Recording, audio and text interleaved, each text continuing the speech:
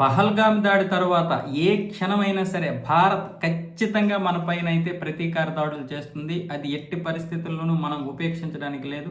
ముఖ్యంగా మనం అప్రమత్తంగా ఉండకపోతే భారత్ మనల్ని అయితే ఖచ్చితంగా నాశనం చేసే పరిస్థితులు అయితే ఉన్నాయి. కాబట్టి ప్రతి క్షణం కూడా అప్రమత్తంగా ఉండండి. ఆ దాడుల్ని మనం ఎదుర్కోవాలి, ఆ దాడిని మనం ఉపేక్షించకూడదు అంటూ ప్రతి క్షణం కూడా పాకిస్తాన్ ఆర్మీకి, పాకిస్తాన్ నేవీకి, ఎయిర్ ఫోర్స్కి ఈ రక్షణ మంత్రి ఎవరైతే ఉన్నారో ఖవాజా ఆసిఫ్ అయితే ప్రతి క్షణం అప్రమత్తం చేస్తున్నాడు. ఖచ్చితంగా భారత్ అయితే దాడి చేస్తుంది. ఈ దాడి చేయడానికి మోదీ అయితే ఏదో ప్రణాళిక అయితే రచిస్తున్నాడు. అది మనకు అర్థం కావడం లేదు. కాకపోతే మనమైతే అప్రమత్తంగా ఉండాలి అని ప్రతి క్షణం కూడా దాయాది దేశం అయితే భయపడుతుంది. ఆ రక్షణ మంత్రి అయితే సైన్యానికి అయితే ఆదేశాలు జారీ చేస్తున్నాడు. అంతేకాకుండా ఇప్పుడు తుర్కియా నుంచి C-130 హెర్క్యులర్ విమానాలు అయితే వచ్చాయి.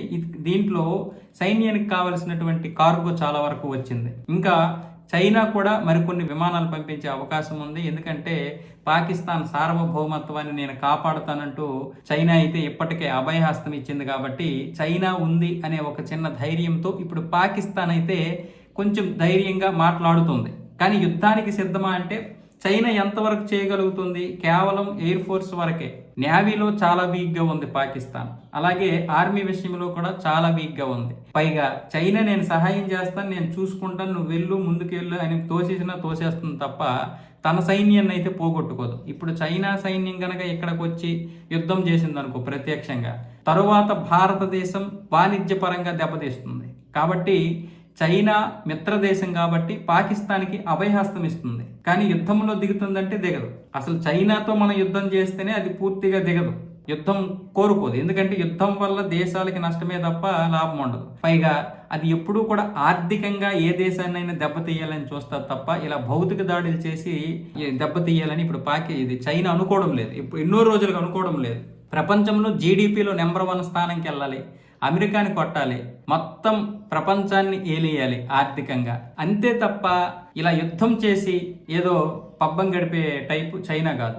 ఎందుకంటే అది యుద్ధం చేయాలనుకుంటే తైవాన్తోనే చేస్తుంది. తైవాన్ లాంటి దేశం చేసి తన దారికి తెచ్చుకుంటుంది. అంటే ప్రపంచ దేశాలు తైవాన్కి సపోర్ట్ చేస్తే అది వేరే విషయం. కానీ తైవాన్తో గనక యుద్ధం జరిగితే ఆర్థికంగా చైనా మళ్ళీ నష్టపోతుంది. అందుకనే చైనా యుద్ధం చేయదు. అలాంటిది ఇప్పుడు పాకిస్తాన్కి ఏ విధంగా సపోర్ట్ చేస్తుంది? పాకిస్తాన్కి సపోర్ట్ చేయదు. చేస్తానని మాటిస్తుంది, నేనున్నాను నువ్వు చూసుకో అంటది. అటు ఆర్థికంగా నష్టపోయిన తర్వాత మళ్ళీ చైనా మీద ఆధారపడాలి పాకిస్తాన్ అన్ని విధాలుగా కూడా. అప్పుడు మరికొన్ని ఒప్పందాలు చేసుకొని పాకిస్తాన్ అని పూర్తిగా కైవసం చేసుకోవడానికి చైనా ప్లాన్ చేస్తుంది. ఆ విషయం పాకిస్తాన్కి తెలియదా అంటే తెలుసు, కానీ తప్పదు. ఇప్పుడు భారత్ లాంటి ఒక పెద్ద దేశంతో ఇప్పుడు ఢీ కొనాలంటే ఖచ్చితంగా మేకపోతు గాంభీర్యమే ఉండాలి. తనకి ఈగో, ఇప్పుడు ఆ ఈగో అడ్డు రావడం వల్ల ఇప్పుడు ఖచ్చితంగా నేను యుద్ధం చేస్తాను అని చెప్తోంది. అక్కడి నుండి విమానాలు తీసుకురావడం, ఇక్కడ నుండి విమానాలు తీసుకురావడం చేస్తోంది. కానీ పూర్తి స్థాయి యుద్ధం చేస్తే మాత్రం గెలవలేమని తెలుసు. ఖచ్చితంగా భారత్ కనుక 3 రోజులు దృష్టి పెట్టిందంటే పాకిస్తాన్ పరిస్థితి ఏంటో ఆ దేశం వాళ్ళే చెప్తున్నారు, ఆ దేశ ప్రజలే చెప్తున్నారు. సింధు జలాలు మనకు వారం రోజులు ఆగిపోతేనే మనం విలవిల్లాడిపోయాం.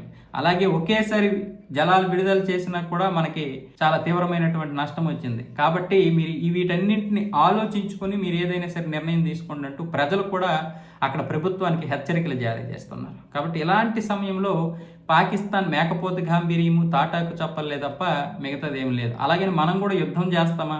పాకిస్తాన్ని ఓడించడానికి యుద్ధం చేయాల్సిన అవసరం లేదు. యుద్ధం చేస్తే మనకి కూడా నష్టమే. కాబట్టి పాకిస్తాన్ని ఏం చేయాలో అది చేస్తే చాలు. పాకిస్తాన్కి ఏ విధంగా నష్టం రావాలో ఆ విధంగా నష్టం వస్తే చాలు. ఒక్క జల దిగ్బంధం చేస్తే చాలు, పాకిస్తాన్ విలవిల్లాడిపోతుంది. పైగా ఆక్యుపై అయినటువంటి POK ఇప్పుడు విలీనం చేయడానికైతే భారత ప్రభుత్వం తీవ్రమైనటువంటి ప్రయత్నాలు చేస్తుంది. ఈ తీవ్రమైనటువంటి ప్రయత్నాల్లో భారత్ అయితే ఖచ్చితంగా నిమగ్నమై ఉంది. ఏదో ఒకరోజు శుభవార్త వినే అవకాశం అయితే ఉంటుంది.